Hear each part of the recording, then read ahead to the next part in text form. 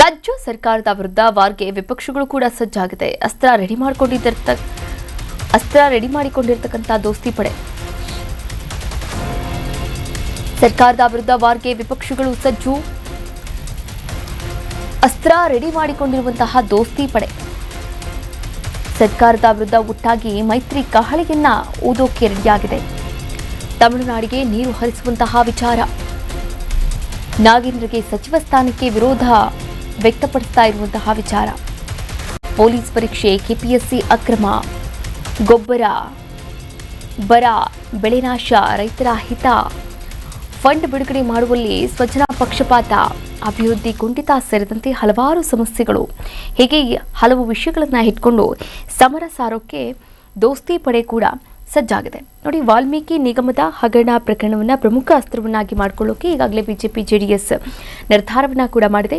B Nagendra ಅವರಿಗೆ ಮತ್ತೆ ಸಚಿವ ಸ್ಥಾನ ನೀಡಿರುವಂತಹ ವಿಚಾರವನ್ನೇ ಮುಂದಿಟ್ಟುಕೊಂಡು ಸರ್ಕಾರದ ವಿರುದ್ಧ ವಾಗ್ದಾಳಿ ನಡೆಸುವಂತಹ ಸಾಧ್ಯತೆ ಕೂಡ ಇದೆ. ಅದರ ಜೊತೆಗೆ ಬಿಡದಿ ಟೌನ್ಶಿಪ್ ಯೋಜನೆಯನ್ನು ವಿರೋಧಿಸಿ ನಡೆಯುತ್ತಿರುವಂತಹ ರೈತರ ಹೋರಾಟವನ್ನು ಕೂಡ ಅಧಿವೇಶನದಲ್ಲಿ ಪ್ರಸ್ತಾಪ ಮಾಡೋಕೆ ದೋಸ್ತಿ ಪಕ್ಷಗಳು ತಯಾರಿಯನ್ನು ನಡೆಸಿದೆ.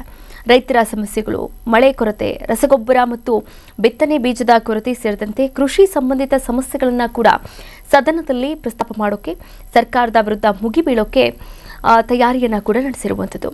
ಇನ್ನು ಬೆಳೆ ಹಾನಿಗೆ ಸಮರ್ಪಕವಾದಂತಹ ಪರಿಹಾರ ಸಿಕ್ಕಿಲ್ಲ ಎನ್ನುವಂತಹ ಆರೋಪವನ್ನು ಕೂಡ ವಿಪಕ್ಷಗಳು ಪ್ರಸ್ತಾಪ ಮಾಡಲಿದೆ.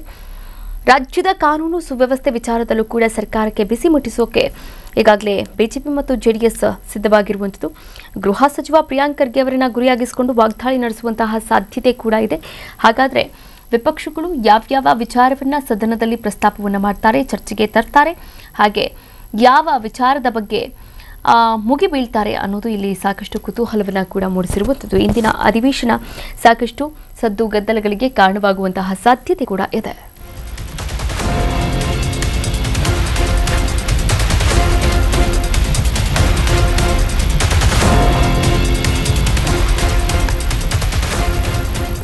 ಕರ್ನಾಟಕ ನ್ಯೂಸ್ ಬೀಟ್ ಫಾಲೋ ಮಾಡಿ, ಸಬ್ಸ್ಕ್ರೈಬ್ ಮಾಡಿ.